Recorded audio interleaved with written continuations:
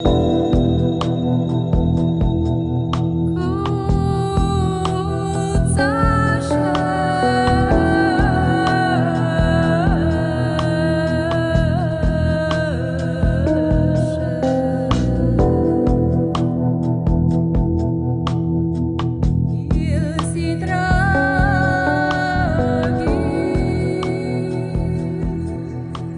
2002, le ciel est presque bleu. Le championnat de France d'ULM accueille sur un site de montagne 44 équipages et 51 pilotes.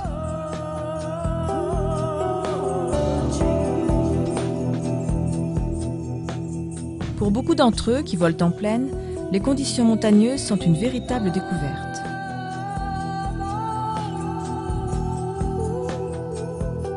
Vous n'aviez pas fait de fiche d'inscription, non?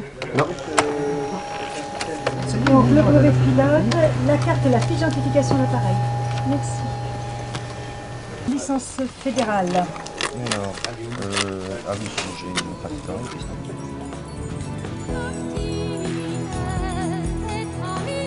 La FF Plume, Fédération française des planeurs ultra-légers motorisés, s'est fortement mobilisée pour assurer l'encadrement et le suivi des pilotes et veiller au bon déroulement technique de la compétition.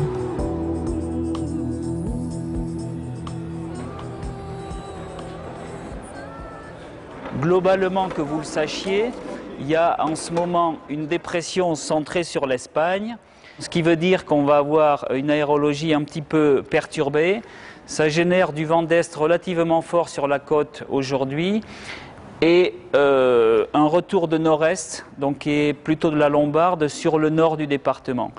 Ce que vous avez là, qui paraît complètement calme, c'est un petit peu les caractéristiques de Tallard. On est dans une zone dite plus ou moins d'éventée, c'est ce qui nous permet d'évoluer très souvent ici. Nous sommes là également pour orienter vos épreuves, pour que le vol montagne soit un plaisir et non pas une galère. Ça se veut être aussi un championnat à vocation pédagogique pour vous amener à ça et vous prouver que le vol montagne est un vol comme les autres. Un vol comme les autres, mais en plus exigeant, en plus éprouvant. Les conditions changent vite et les températures aussi. L'aérologie est instable, même au printemps. C'est dans ces conditions difficiles que le championnat a tenté de décoller.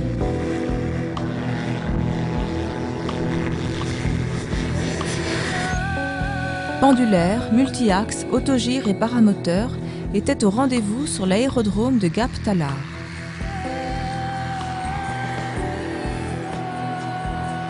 L'esprit bon enfant, allié à la rigueur technique, est une composante essentielle chez les passionnés du LM. Les pilotes de tous âges et de toutes catégories sont venus aujourd'hui exercer leur talent.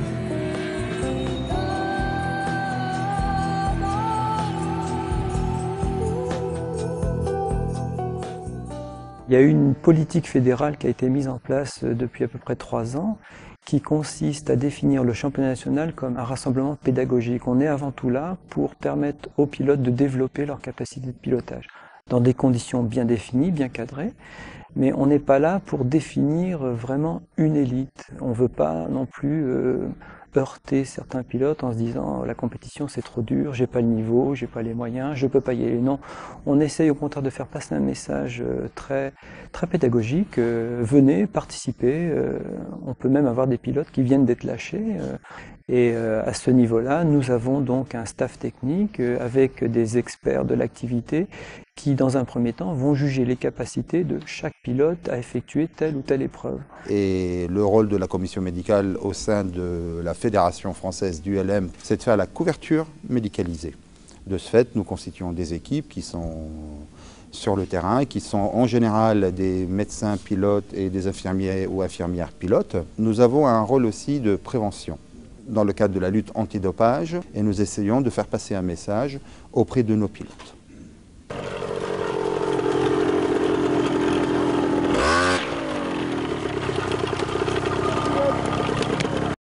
Au niveau de l'équipe pendulaire multi-axe, donc les commissaires sont là, là-bas, là, derrière, ici, voilà, vous avez toute l'équipe de commissaires qui est là. Donc vous allez avoir entre 6 et 8 commissaires qui vont travailler avec vous. profiter également des lumières d'Alain, qui est quand même également pilote montgolfière en montagne. Donc il y a vraiment une connaissance poussée de l'aérologie montagne, donc il pourra répondre vraiment très précisément à vos questions. Donc. En plus, on est vraiment dans un endroit où on a une aérologie très spécifique. Donc on a une prévie quand même certainement de pluie en fin de journée et de demain. Donc on aura certainement le créneau soit ce soir, soit demain, pour évoquer cette aérologie montagne et le vol montagne en général.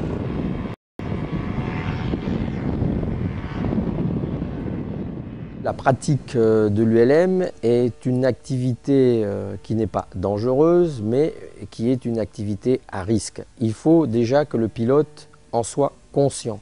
Tout accident, nous le concevons, est un accident de trop.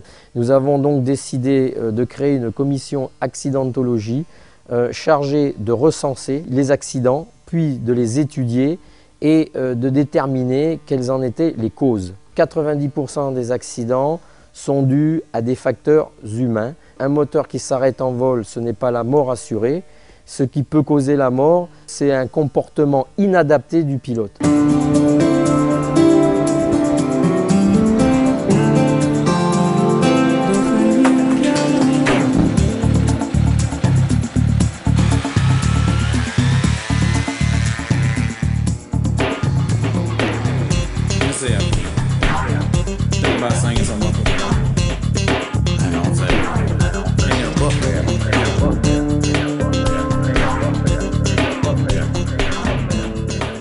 Première épreuve, la précision à l'atterrissage.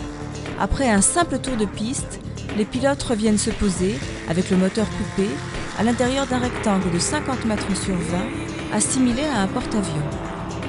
Il s'agit de manœuvrer au plus près de l'entrée de la piste et au plus court à l'intérieur du rectangle.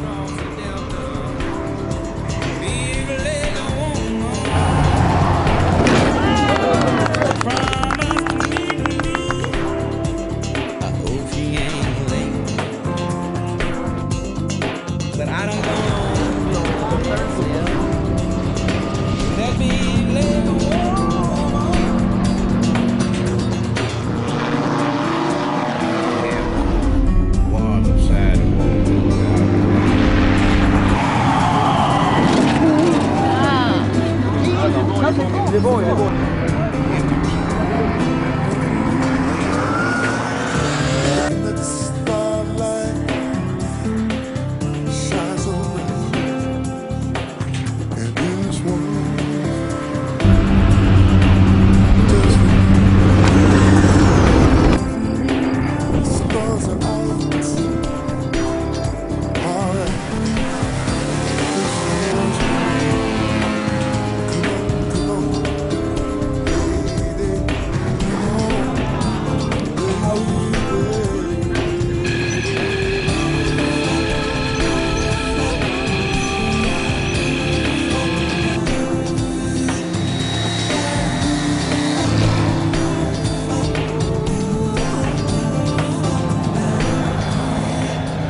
Si en 20 ans, les machines ont gagné en fiabilité, il n'en demeure pas moins que les pilotes se doivent de maîtriser parfaitement leur état physique aussi bien que mental. La pratique de ce sport exige une concentration et une vigilance à toute épreuve.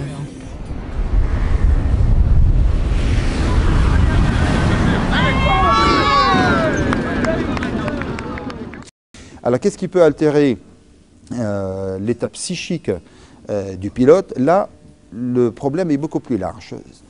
Tout ce qui est alcool, tout ce qui est automédication, tout ce qui est perturbation psychologique due à des problèmes familiaux et tout. Et on doit être plus vigilant à ce niveau-là, à partir de l'examen médical qu'on leur fait quand même tous avant la compétition, qui est un examen médical pas approfondi, mais qui est approprié à la pratique du sport ULM en compétition. Un élève qui fait sa première licence, donc qui rentre en formation, doit présenter un certificat médical de non-contre-indication à la pratique du sport de l'ULM, faite par son médecin de famille.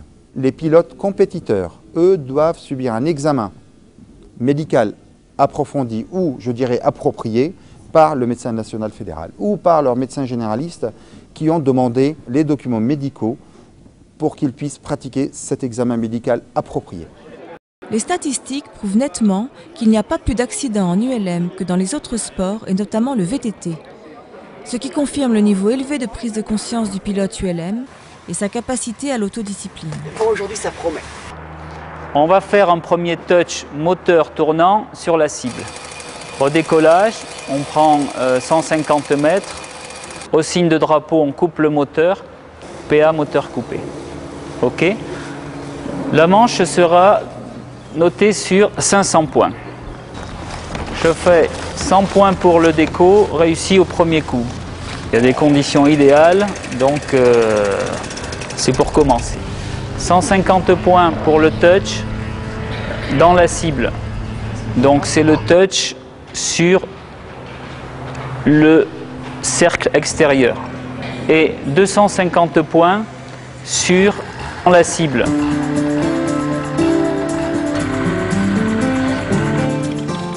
Pour les paramoteurs, l'épreuve de précision à l'atterrissage se déroule en 3 phases. Décollage, touch et atterrissage sur une cible dotée d'un point contrôle et de cercles concentriques qui permettent de graduer les performances.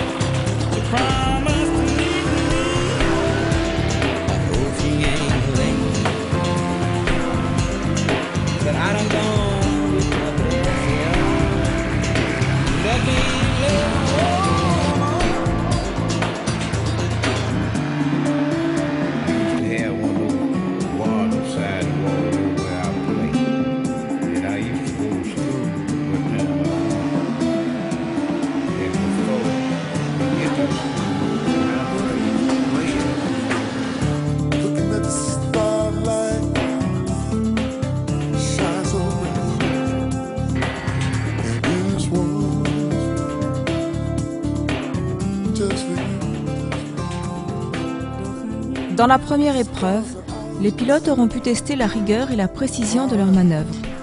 Ils devront, dans une épreuve de navigation, tester leur endurance, ce qui demande encore davantage de contrôle de soi et de sérénité.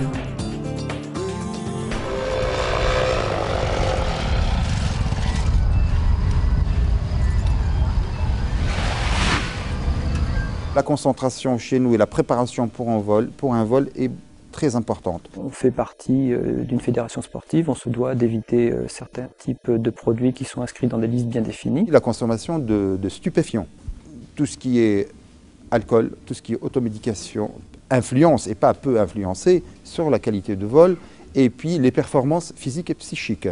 Pour l'année prochaine, nous aurons au sein de la commission médicale, où nous avons commencé lors de ce championnat cette année, des techniques de relaxation surtout. Nos équipes auront le droit dans les années qui viennent, même si nous n'avons pas les mêmes budgets que la Fédération française de foot ou du rugby, mais auront le droit à une préparation quand même digne de ce nom, au niveau sophrologique, je parle, au niveau la psychologie de sport, on appelle ça, et de la compétition. Avant une épreuve, je reste calme, je m'allonge par exemple tranquillement. Et puis avant de décoller avec ma machine, je me mets dedans et je me détends, quoi. Et je pense à ma nave, à l'épreuve que j'ai à faire, et je pense qu'à ça, quoi. Et après, là, tout se passe bien. Physiquement, je dirais il y a plusieurs préparations. Déjà une alimentation saine, standard. Je bois pas, je fume pas. Activité sportive, je fais du badminton, je cours. Et puis préparation au vol, quoi. Bon, là, le départ d'une épreuve, là on part en épreuve, ça turbule, je me détends, respiration, et puis on y va, quoi.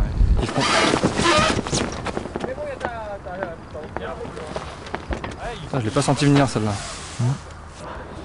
Les nouveautés cette année sur le championnat, c'est la disparition de l'appareil photo et l'apparition du GPS. Ça doit se faire a priori sans trop de problèmes, puisque vous avez le bouton de l'appareil photo qui est remplacé par 2 boutons sur le GPS. Ce qui veut dire qu'on multiplie par 2 les causes potentielles d'erreur. Et comme vous volez en montagne et que vous avez des gants, on va encore multiplier par 2 la difficulté.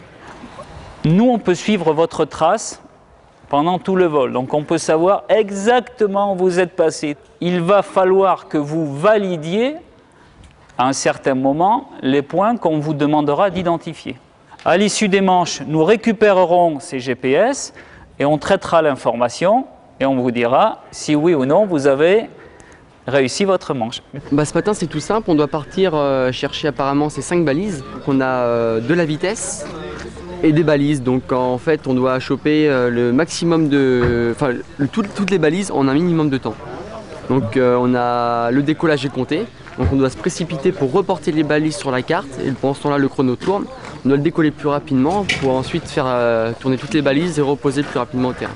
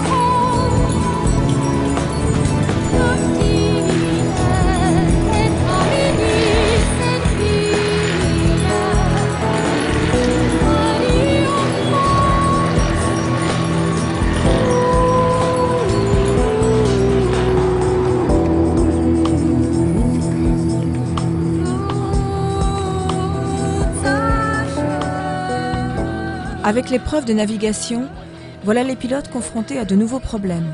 La longueur du parcours, le plan de vol, la quantité d'essence limitée par catégorie et par équipage, et les risques d'hypothermie liés aux conditions météo en altitude.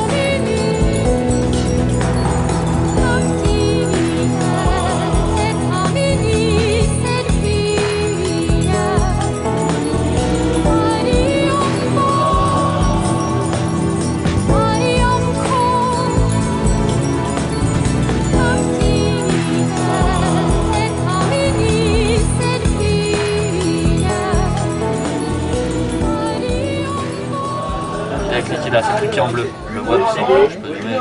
Voilà, il est en bleu, donc en fait il a switché quasiment sur le point. Là il est remonté, où il était complètement perdu, il était à son plus haut.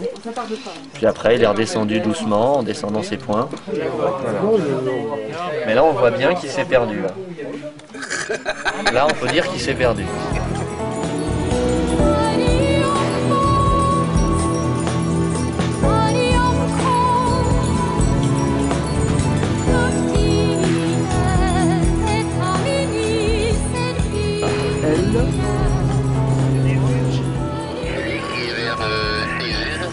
J'ai une balise, j'arrivais dessus, il y a des nuages qui arrivaient. Alors, 1, 2, ensuite la K et retour.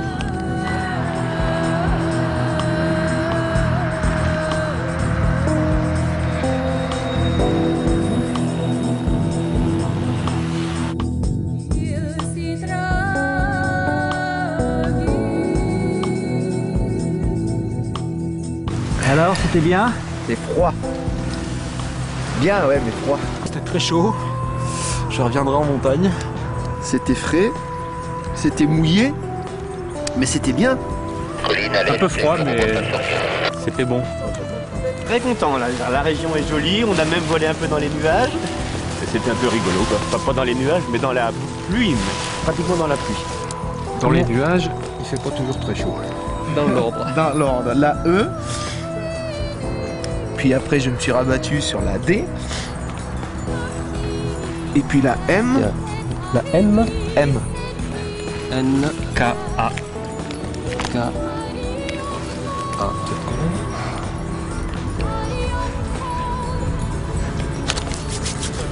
Super paysage. Depuis 4 ans, le nombre de licenciés, passant de 4000 à 8200, n'a cessé d'augmenter, parce que la législation en matière d'ULM reste en France la plus libérale d'Europe. Cependant, la fédération, tout en cherchant à conserver la souplesse de son statut, doit actuellement faire face à une demande européenne de réglementation plus stricte. Je me suis paumé dans les stratus là-bas, mais je me suis retrouvé quand même. O, M, L, E, G.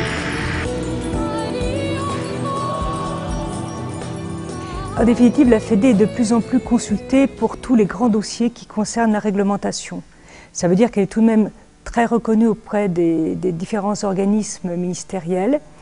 Nous intervenons très souvent en ce qui concerne les prises de position, les classes d'ULM, les réglementations d'accès à l'espace aérien, d'accès aux aérodromes, et puis tous les 1001 problèmes que le monde ULM peut avoir parce qu'il a eu l'étiquette de monde un petit peu désordonné et un petit peu indiscipliné.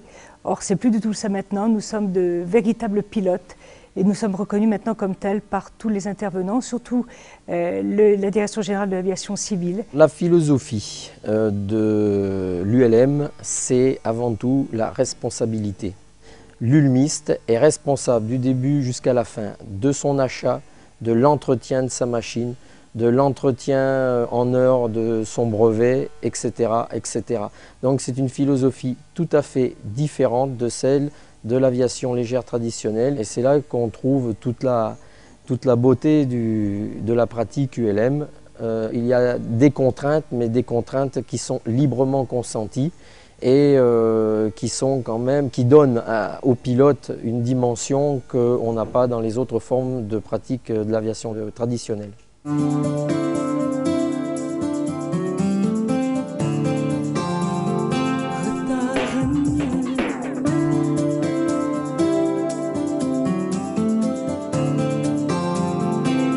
Jérôme Pommier est encore une fois champion de France pour la deuxième année.